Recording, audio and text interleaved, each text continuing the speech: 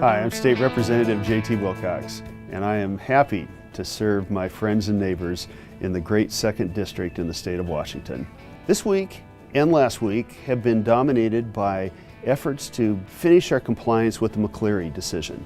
Most people don't even know what McCleary is. It was a Supreme Court case 4 or 5 years ago that said that the state of Washington wasn't fulfilling its constitutional duty to fully fund education. And one of the major problems is that it wasn't funding education evenly across the state. Well, partly that's because we use property tax to fund most of our education, and we have parts of the state that are fortunate to be very wealthy. Seattle, east side of King County, and a few other fortunate pockets of people have a lot more money than we have in the 2nd District in our small towns like R-Yelm and Ording. And in Washington State, almost all of us feel like kids, regardless of where they grow up, should have the same kinds of educational opportunity. And educational opportunity is connected, not always directly, but it's still connected to how many dollars they have to spend on education. So over the last few years, we have complied with most of the requirements to do that, but the last piece that's left is teacher compensation, which is uneven across the state. And so it becomes really hard for less wealthy school districts like R-Yelm or Ording or Rainier to pay teachers in a way that's competitive with other districts. I am really happy that this discussion has been led by the Senate Republicans, and a good friend of mine named John Braun authored a bill that was passed out of the Senate this week that I think does almost everything that we need to do to solve this problem. And how does it do it? Well, first of all, it recognizes the fact that local levies are terribly unfair. In R-Yelm, for example, our taxpayers pay about $4 per $1,000 of assessed value on the average home. In Seattle, for the average home, they're only paying about $1.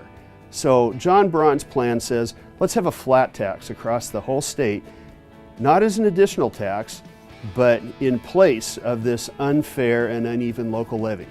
And what happens then is taxpayers in the less fortunate parts of the state end up with a small but important tax relief of between $0 and $400 or $500 a year. And in the wealthiest parts of the state, they're going to pay a little bit more to help educate kids clear across the state. This bill now is coming to the House.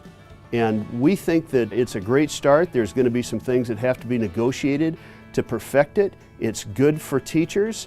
It especially raises beginning teacher wages, which is an important place where the whole state is uncompetitive. And it also provides a lot more flexibility for local school districts and local elected school boards to really customize education for the kinds of kids that live in their districts. One of the things that I appreciate the most about the Senate plan is that it really recognizes that dollars should flow with the kids. So it is set up for a minimum amount of dollars for every kid that enrolls in a school district, and then it also recognizes that some things cost more. So special needs children carry with them extra funding to take care of their special needs. For a rural district like mine, I really appreciate the fact that it also recognizes that career and technical education is a critical part of what we do to prepare kids for their adult life. And fortunately, the 2nd District has a long history of tremendous vocational training, including some FFA chapters that have been consistently ranked among the top FFA chapters in the United States. And this will strengthen that kind of program, because the truth is, the jobs that are available today often are ones that involve specific technical skills rather than the general education that we have done in the past. And sometimes those are even preferable to a college education. So what's going to happen now? Well, we're going to spend a few months negotiating. And right now there's 3 plans. There's the Senate plan that I just mentioned. There's the governor's plan, which needs about $10 or $11 billion in new taxes. I'm not going to be in favor of that. And there's a House Democrat plan that pretty much goes in the same direction that we've been going for years, except it spends a lot more money.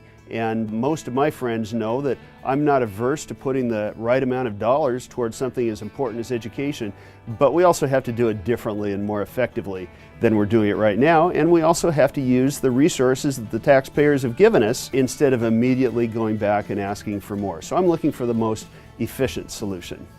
I'm going to be monitoring this for the rest of the session, and I'll report back to you probably just about every other week as we use this to work our way into a final budget and finish the people's business. Thank you.